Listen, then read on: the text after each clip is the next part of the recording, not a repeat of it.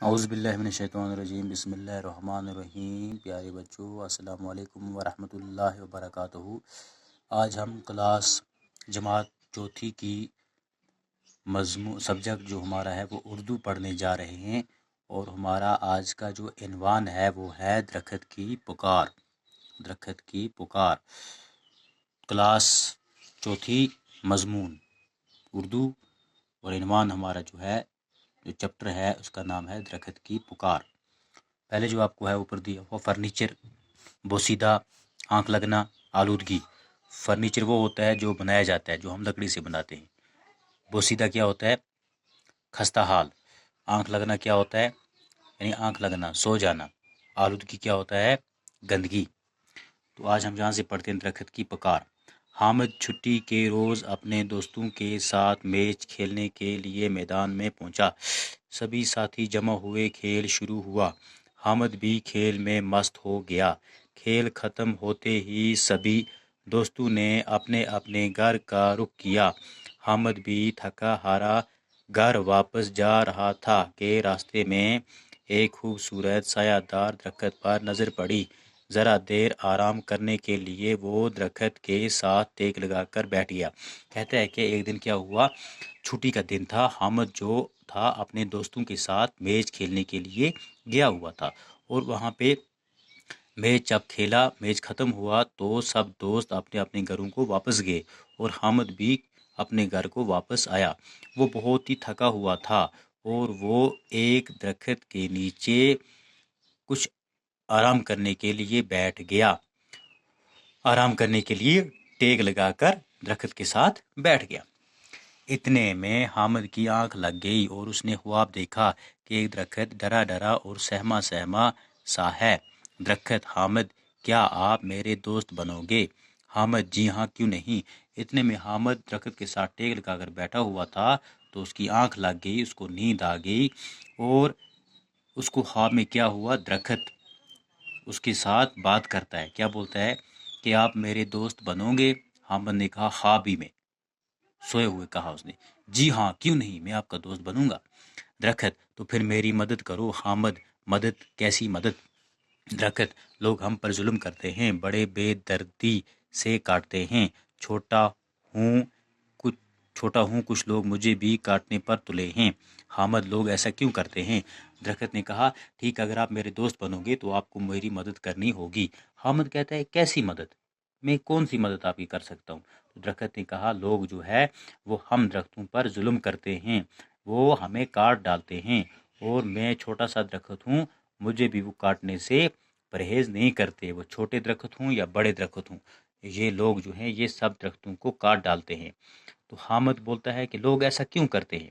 درخت بولتا ہے آگ جلانے کے لیے لکڑی کو ضرورت ہوتی ہے، فرنیچر بنانے کے لیے لکڑی ضرورت ہوتی ہے، مکان بنانے کے لیے لکڑی ضرورت ہوتی ہے، اسی لیے وہ مجھے ہمیں کاٹتے ہیں۔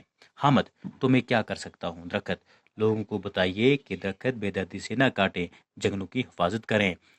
حامد: لوگوں کو جلانے کے لیے لکڑی چاہیے، فرنیچر کے لیے بھی لکڑی کی ضرورت ہے، مکانوں کی تعمیر کے لیے لکڑی درکار ہے، تو انسان کیا کرے، لکڑی کہاں سے لائے؟ تو اب حامد کیا کہتا ہے کہ جو تو میں کیا کر سکتا ہوں؟ حامد بولتا ہے میں کیا کروں گا؟ تو درخت بولتا ہے آپ یہ کرو، آپ لوگوں کو بتاؤ کہ لکڑی کو، جنگلوں کو نہ کاٹیں، جنگلوں کی حفاظت کریں، تو فرنیچر کے لیے بھی لکڑی کی ضرورت ہے، مکانوں کی تعمیر کے لیے، اور انسانوں کو کیا کرے، کہاں سے لائے؟ تو حامد کہتا ہے پھر کیا کرے انسان؟ اگر آپ کو نہ کاٹے تو ان کو لکڑی کی ضرورت ہے، ان کو فرنیچر بنانے ہیں، ان کو مکان بنانے ہیں، ان کو باقی تعمیرات بنانی ہے، تو وہ لکڑی کا کیا کریں پھر؟ اگر آپ کو نہیں کاٹے تو کہاں سے لائیں؟ درخت: ان کاموں کے لیے بڑے سوکھے، بوسیدہ اور زمین پر گرے ہوئے درختوں کا استعمال کیا جا سکتا ہے، نہ کہ مجھ جیسے چھوٹے درخت کا۔ یہ بات تو صحیح ہے۔ اس نے کہا یہ جو کام ہے یہ ایسے درخت ہم وہاں کاٹنے کا کوئی فائدہ نہیں ہوتا ہے، اس کے لیے ایسا کرنا چاہیے کہ جو بوسیدہ درخت ہوتے ہیں، جو گرے ہوئے ہوتے ہیں، جو سڑے ہوئے ہوتے ہیں جنگلوں میں، ان کو کاٹ لینا چاہیے۔ حامد کہتا ہے یہ بات تو صحیح ہے، یہ تو ٹھیک ہے۔ درخت: حامد کی بات کاٹتے ہوئے سنو حامد، درخت کاٹنے سے انسان اپنا ہی نقصان نقصان کرتا ہے۔ تم جانتے ہو کہ جہاں درخت زیادہ ہوں وہاں اچھی خاصی بارش ہوتی ہے، ہوا صاف رہتی ہے اور درخت ماحول کو آلودگی سے بچاتے ہیں۔ اب دیکھو بارش نہیں ہوگی تو کھیتوں میں فصل نہیں اگے گی تو انسان کو کھانے کے لیے کچھ نہیں ملے گا۔ ذرا سوچو کتنی پریشانی ہوگی، ایسا ہوا تو انسان کہاں جی پائے گا۔ تو اب درخت کیا بولتا ہے؟ حامد کی بات کاٹتے ہوئے درخت نے کیا بولا کہ انسان جو ہے یہ ہم کو کاٹ کے اپنا ہی نقصان کرتا ہے۔ اگر انسان سوچے جتنا جنگل ہوگا اتنا فائدہ ہے، اگر درخت ہوں گے تو بارش ہوگی، اگر بارش ہوگی تو کھیتوں میں فصل ہوگا، اور فصل ہوگا تو لوگ جو ہے وہ زندہ رہ پائیں گے۔ ٹھیک ہے؟ نہیں، ذرا سوچو کتنی پریشانی ہوگی، ایسا تو انسان کہاں جی پائے گا۔ اگر درخت کاٹے گے تو بارش نہیں ہوگی، تو فصل نہیں ہوگیا تو پھر انسانوں کا کیا حال ہوگا، وہ کیا کریں گے پھر؟ حامد: تمہاری بات صحیح ہے، ماسٹر جی نے یہ باتیں کلاس میں بتائی تھیں۔